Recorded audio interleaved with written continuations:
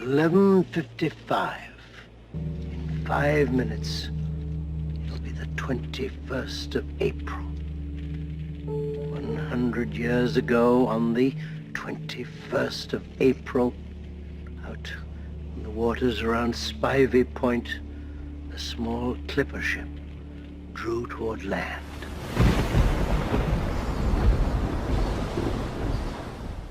The Fog is a supernatural ghost story involving the sleepy coastal California town of Antonio Bay preparing for its centennial celebration. A benevolently timed precocious fog sweeps through Antonio Bay, stifling the air with sand, crystals, and other annoyances while targeting the town's citizens for revenge. It's up to the town's radio host, the town's centennial organizer and her assistant, the town's brandy-soaked pastor, and finally the gruff and manly townie with his pretender meet-cute to save the day.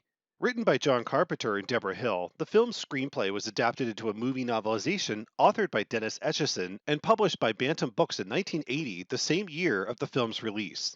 When adapting any film screenplay into a novelization, creative changes are inevitable. I certainly felt the novelization to John Carpenter's The Fog was no exception. Let's take a look at 9 key changes made between the theatrical film and the original screenplay novelization of Dennis Etchison's The Fog.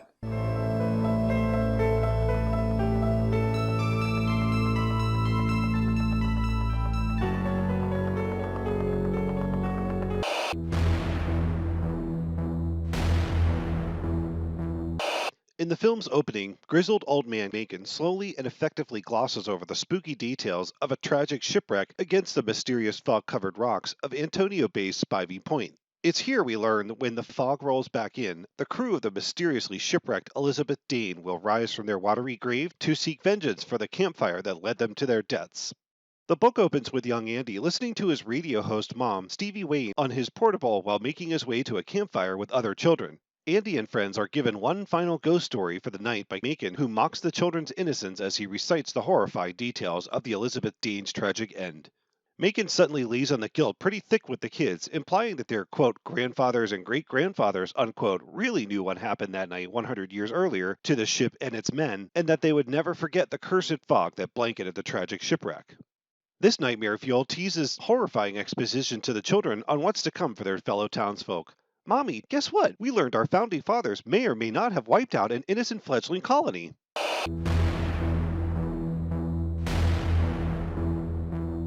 The men of the Seagrass, Williams, Wallace, and Baxter, are sitting around wolf calling Stevie Wayne on their radio when the fog bank rolls by and Jack Sparrow and his band of merry men hop aboard to take out the Seagrass's generator and its drunken crew in a grisly fashion. Williams and Wallace go down first, and Baxter is saved for last. In the book, from the moment the fog closes in on the Seagrass, the scene is very vague and confusing as the men are suddenly alert and the generator dies, pitching them into darkness. Wallace and Baxter are suddenly just missing as Williams bumps into something or someone, and suddenly the scene is just over. There's no description of the forces that attack the men.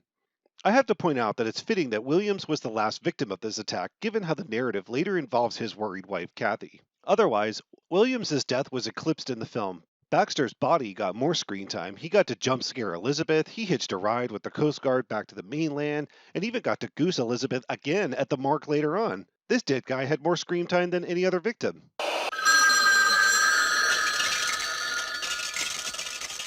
There's certainly a beautiful Dean Cundy charm to the film's witching hour title card sequence where everything falls apart all over town. The service station goes crazy, elevating cars and wasting precious petroleum. The Antonio Bay gift store shimmies and shakes while a clerk does his closing rounds. And car horns sing in unison and chairs unexpectedly zip across rooms. Kathy Williams and her assistant Sandy Fatal make mere mention of church bells unexpectedly tolling, a single car alarm, and a dog barking directly at the sea. There was absolutely no narrative of any other paranormal activity, which is a huge shame because it really could have escalated the supernatural strength of the ghost story being told.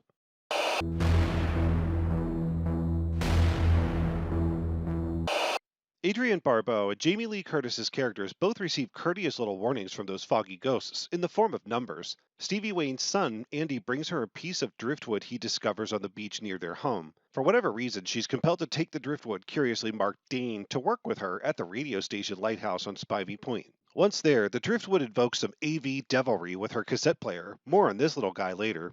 The wood spontaneously combusts before briefly displaying a heartwarming message of 6 must die while Stevie extinguishes it. Elizabeth gets a scene with Baxter's corpse while hanging out at the morgue as Nick and the coroner are trying to make sense of what happened on the seagrass. Baxter's body suddenly reanimates, grabs itself a scalpel, and gives Elizabeth a nice little jump scare. Zombie Baxter falls down to scratch the number 3 into the floor with the scalpel. What does it mean? By this scene in the film, Williams, Wallace, and Baxter are the only ones to have been killed back in the seagrass scene. So if you take 6 must die and subtract Baxter's 3, that leaves 3 remaining. The book gives us the 6 must die scene and more, throwing in expanded dialogue from the demonic tape player astrally projecting the Elizabeth Dean's final moments through time and space. Elizabeth's scene at the morgue with zombie Baxter was not in the novel, so readers were forced to do the body count math on their own. Honestly, this jump scare was a worthy addition to the film. It got me every time. One major nitpick I have, the scene of Stevie and the burning driftwood's text message threat would have benefited the screenplay and final film overall if it had somehow taken place prior to the deaths of the Seagrass crew, not after.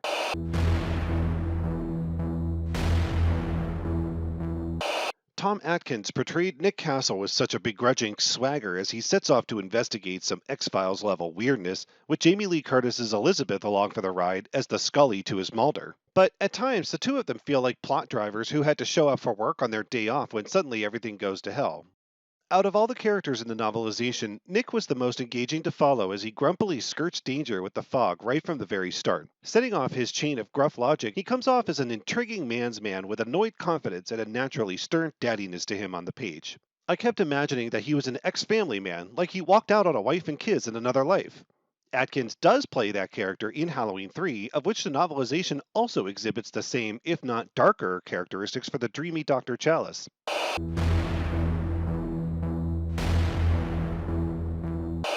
Jamie Lee Curtis portrays hitchhiker Elizabeth Sulley in a role that casts her as a perceptive but unlucky groupie who unwittingly discovers that her next destination is really going to suck. But at least she finds herself a hot daddy to cling to and some excellently timed jump scares. In the book, Elizabeth is a perceptive, poor little rich girl from Pasadena, a career sketch artist hitchhiking her way out of an unfabulously wealthy lifestyle. She chances an evening with her 13th ride, Nick, and all his Antonio Bay baggage, and shines as she connects to the goings-on around her regarding the disappearance of the Seagrass crew and the local centennial celebration. While at Nick's place, shortly after meeting, they get an unwarranted banging at the door. Nick opens the door to find no one. However, Elizabeth observes muddy boot tracks leading from Nick's door down to the beach. As a side note, this reveal was seemingly replaced with the shattering clock jump scare in the film. Elizabeth has lengthy narratives while she's sketching from the background of a few scenes with Kathy and Sandy, such as the scene of them critiquing the Elizabeth Dane statue and a pub scene of Kathy and Sandy discussing the noisy interruptions of the night before, while Kathy grew concerned for her husband's disappearance. Elizabeth even attempts to approach them, but then awkwardly stops herself when hit with the realization that Kathy's husband, Al Williams, was one of the missing Seagrass crew. The film drastically reduced Elizabeth's role to unsuspecting tag-along with Scream Queen pipes.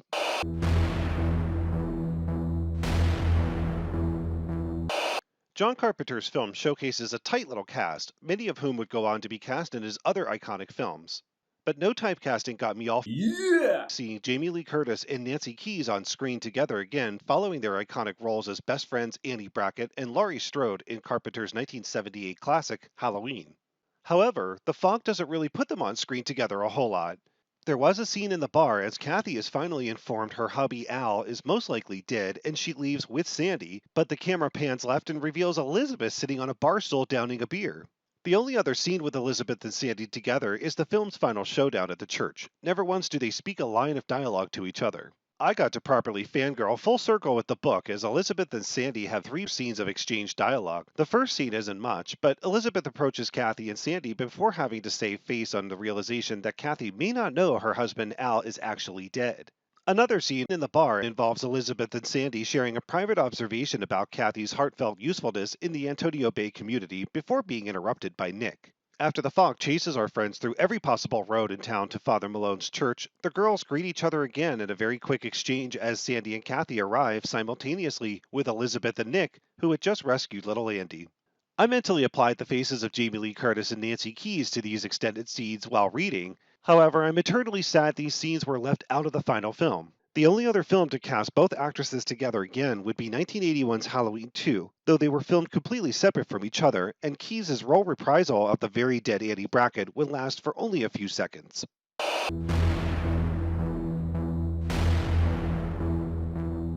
In the film, our introduction to Stevie Wayne, Sulley radio host of Antonio Bay's KAB station, is pretty quick.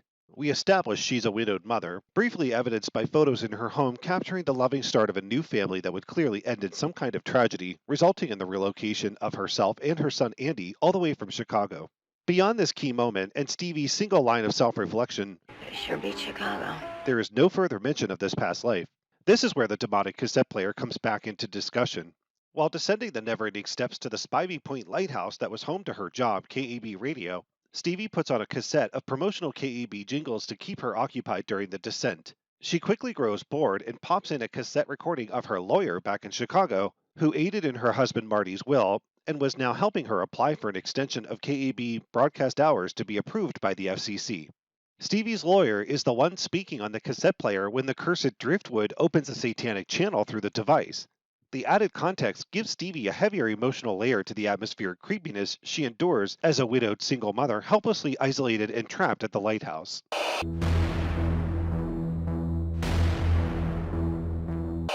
Kathy and Sandy visit Father Malone's church to persuade him to give the benediction for the Antonio Bay Centennial celebration. Father Malone emerges out of the shadows like an asshole and proceeds to dish all the dirt he found in his grandfather's journal involving a dirty plan to do away with a leprous colony that threatened the peaceful tranquility of the newly discovered Antonio Bay. Kathy and Sandy get enough of a story that should go as far as to make them complicit in the supernatural killings that they themselves probably could have prevented, but instead they ignore the journal and proceed with the celebration without the obviously distraught Father Malone. They run into Malone again in the attack on the church, in which he reveals the 6 conspirators involved in the Elizabeth Dean shipwreck: Williams, Wallace, Baxter, Cobritz, O'Bannon, and Malone.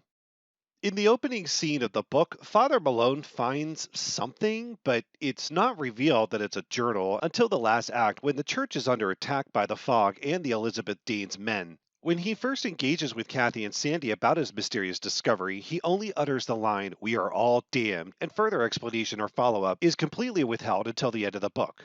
The novel emphasizes Malone's plight as he begins to break down and condemn the so-called stain on Antonio Bay by spitting and spewing obscenities at the gold cross housed at the church's altar. This gold cross, melted down from the dead crew's gold, was actually a reveal in the film, as it and the journal were hidden within the walls of the church, whereas the novel addressed the cross's publicly visible placement in the church's altar, saving the journal itself as the big reveal.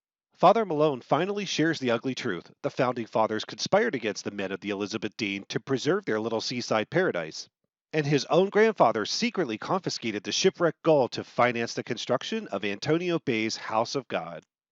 The book ended on an oddly happy note where everyone exits the church, thankful to be alive. They all say their goodbyes and head separate ways. I could practically taste the title card fist pump. But fear not, Father Malone still got his creepy comeuppance.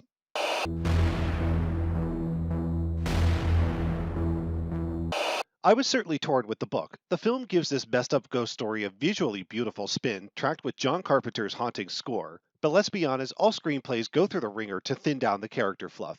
Dennis Etchison's novel is maximum on character fluff, and unfortunately minimal on action. Etchison did a superb job personifying the cold, claustrophobic force of the fog as it swept through town, but there was little to no payoff in the kills themselves.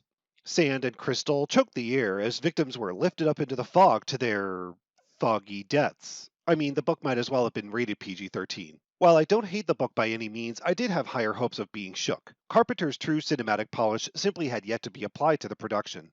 While I do wish they had used just a skosh more character interaction that the novel had to offer, the film's final presentation delivered in spades. Have you read Dennis Etchison's Novelization? Do you think the book does the film justice? Share your thoughts and comments down below, and be sure to like and subscribe to be notified about more videos. In the meantime, lots of love, and later, nerds. Have you read Dennis Etchison's novel? Have you read Dennis Etchison's Novelization? Have you read Dennis Etchison's Novelization? Do you think the film does the book any... Have you read Dennis Etchison's... Have you read Dennis Etchison's...